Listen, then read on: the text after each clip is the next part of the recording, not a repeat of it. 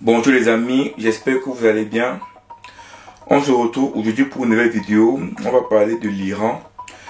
Je suppose que vous avez appris la nouvelle depuis hier. Bon, hier il n'y avait pas réellement une confirmation, mais je pense que les sorties aujourd'hui du guide suprême iranien Ali Khamenei et également du vice-président iranien Mohamed Mokber disent clairement que le président iranien Ebrahim Raisi est mort dans un crash d'hélicoptère. Depuis hier, on a appris la nouvelle comme quoi le président iranien était recherché par les autorités iraniennes et également des autorités azerbaïdjanaises, je ne sais pas si on dit comme ça, pour pouvoir retrouver effectivement l'endroit de son crash. Et également, c'était un peu difficile également de faire des recherches parce que apparemment, même pas apparemment, il y avait une épaisse brouillard qui était compliqué à faire des recherches. Et donc, quand on essaie de regarder un peu les médias occidentaux, si vous avez fait la remarque, allez voir TF1, LCI, France 24, et voilà, tous ces médias occidentaux, vous allez voir que il y a un ton de joie, voilà, c'est un ton de joie, un ton de... Voilà, ils expliquent bien sûr les faits, ils essaient d'expliquer ce qui s'est passé, bien sûr, les faits. Peut-être il y a aussi des mensonges, ça on ne sait pas, mais dans tous les cas ils expliquent les faits et dans ça qu'on suit un peu les analystes, les politologues, les journalistes, on sent un peu de joie dans leur voix. Mais moi dans cette vidéo j'aimerais qu'on essaie de comprendre les faits, qu'on essaie de comprendre réellement ce qui s'est passé, parce que vous comprenez que lorsque un président iranien meurt par un crash, vous comprenez avec moi que ce n'est pas aussi si simple que ça. Ce n'est pas aussi si facile que ça. Le déplacement d'un président, ce n'est pas le déplacement de toi ou de moi. Le déplacement d'un président, c'est quelque chose qui est prévu bien à l'avance, quelque chose qui est calibré bien à l'avance, quelque chose qui est planifié bien à l'avance. Donc, on ne se déplace pas, on déplace un président comme ça. Donc, ça veut dire qu'il y a beaucoup de choses qui se cachent derrière ça. Et on sait tantôt que, bien sûr, les enquêtes, parce qu'il y aura enquête certaines, nous diront clairement, nous expliquerons clairement ce qui s'est passé. Pour l'instant, les autorités iraniennes sont très prudentes, donc ils n'ont attaqué personne, ils n'ont pas dit que les Américains ou les Français sont derrière ça, non. Ils sont restés très calmes et pour l'instant, je pense que il faut d'abord calmer les choses pour que le pays puisse être calme et je pense que les enquêtes suivront et qu'on saura exactement ce qui s'est passé. Et donc dans cette vidéo, on va essayer d'expliquer, on va essayer de comprendre un peu ce qui s'est passé. Pourquoi est-ce que le président iranien est mort dans un crash d'avion à près de 2000 mètres d'altitude. Pourquoi est-ce que ça arrivé là avec un temps aussi mauvais?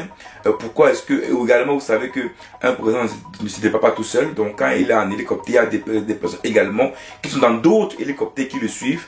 Donc pour l'instant on a su que le crash de l'hélicoptère du président, mais les deux autres hélicoptères qui suivent le président, on n'a pas su qu'ils ont crashé, donc on suppose qu'ils sont arrivés à bon port. Donc on peut essayer de comprendre la chose. Donc le président iranien s'est rendu en Azerbaïdjan, à la zone, on peut dire à la frontière orientale entre l'Azerbaïdjan et l'Iran, pour inaugurer un barrage, le barrage Quis-Keladi.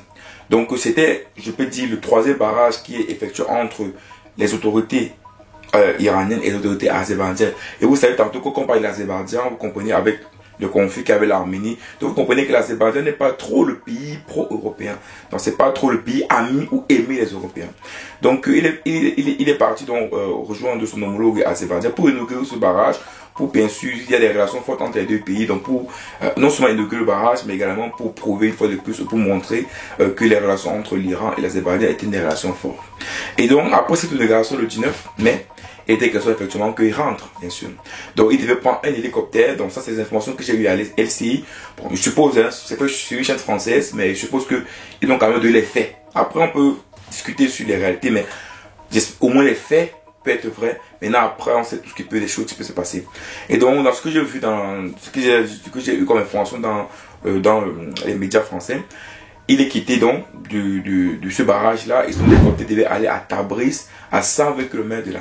Et donc, entre le barrage Quis-Keladi, je prononce mal, et Tabriz, il y a 120 km de distance.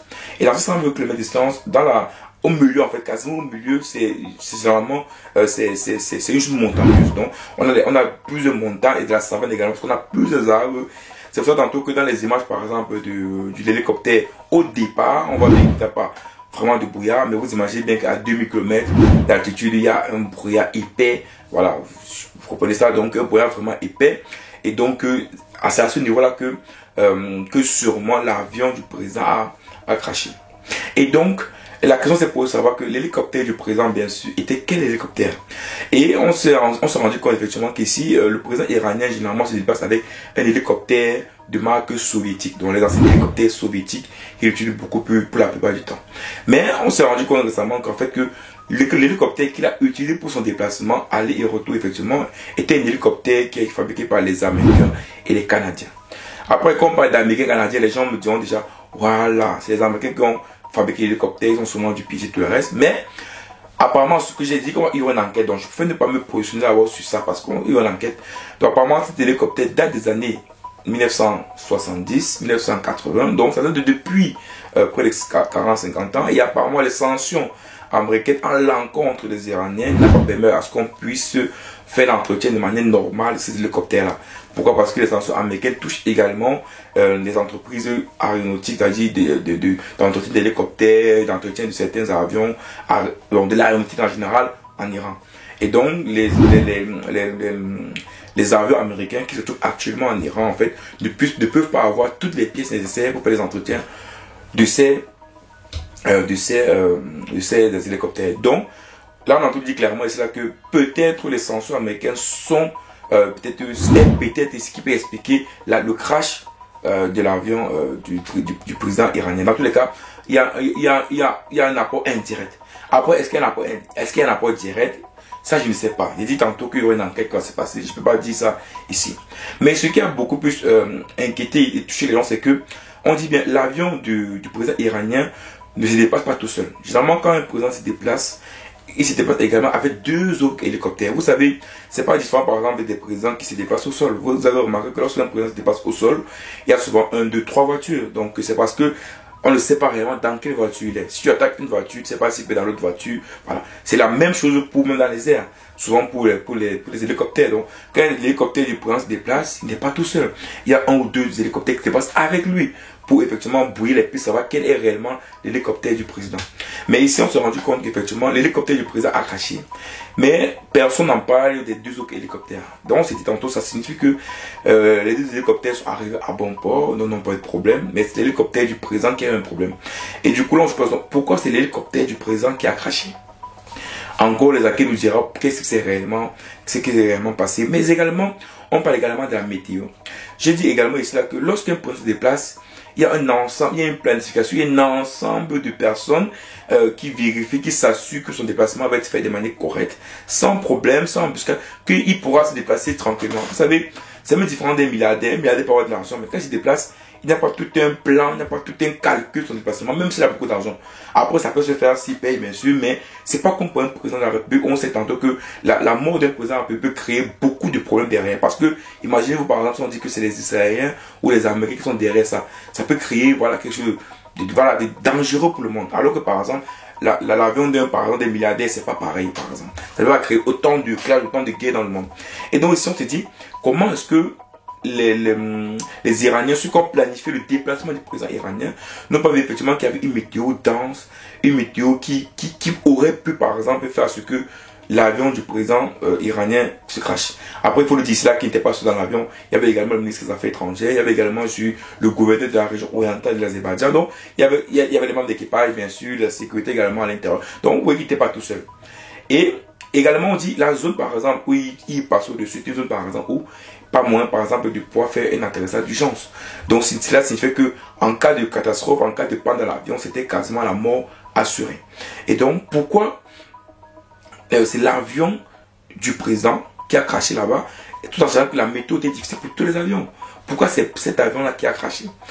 Ici, clairement, on est encore en train de faire les enquêtes. Je vous tantôt, dans cette vidéo, je ne veux accuser personne. Mais, on sait tous que le malheur des uns font le bonheur des autres. Je dis bien, le malheur des uns font le bonheur des autres. Aujourd'hui, les Français, les Américains sont très contents. J'ai vu également dans une chaîne française comment les Français, j'ai ressenti comment les consultants parlaient avec de la joie. D'autres ont même dit même que c'était le président le plus pire, donc il était ultra conservateur, le plus pire, que l'Iran n'aura plus un président aussi plus pire que lui. Donc, vous comprenez exactement ici là que on voit clairement la position de certains États européens avec la mort de ce président-là. Mais on sait tous que l'Iran a un guide suprême, on sait tous, qui est un peu comme le guide suprême. C'est même lui qui a confirmé le vice-président Mohamed Mokhtar comme président de la République de l'Iran. Dans 50 jours, il y aura les élections en Iran. Ça va se passer très vite.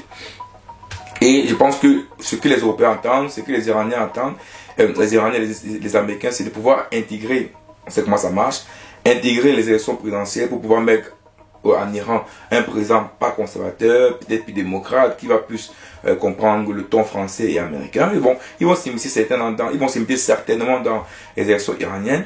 Mais j'aime souvent dire que des fois, j'ai eu dans ma vie privée aussi, à moi personnellement, des fois on pense que lorsque une personne qui est pire part, ou même on se dit, ah, la personne qui était pire est partie, ouf, on est soulagé. Souvent, on ne se rend pas compte du danger qui vient derrière. Souvent, la personne qui arrive est encore beaucoup plus pire. Donc, c'est pour ça que j'ai parlé aux Français, aux Américains de prenez vraiment la patience, attendez, ne sautez pas de joie, ne créez pas de joie. Voilà, donc, parce que celui qui peut arriver maintenant au pouvoir peut encore être plus pire même que lui. Donc, voilà, donc ça ne sert à rien de pouvoir sauter de joie. Au contraire, il faut faire la compassion, il faut essayer de comprendre ce qui s'est réellement passé, enquêter sur l'affaire, bien sûr. Et je pense que d'ici 1, 2, 3 jours, on aura un peu les résultats de cette enquête-là. Dans tous les cas, de mon avis, je pense que cette mort n'est pas aussi simple que ça.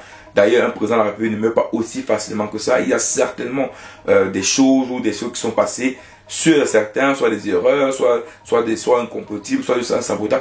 Certainement, il y a quelque chose qui s'est passé. Je pense que très prochainement, on aura toutes les informations réelles de cela. Donc pour l'instant, la seule chose que je peux dire ici, c'est voilà, c'est repose en paix au président iranien. C'est un homme, c'est un être humain comme tout le monde. Donc on dit condoléances à sa famille et qu'on espère que la paix régnera dans le monde. Ciao.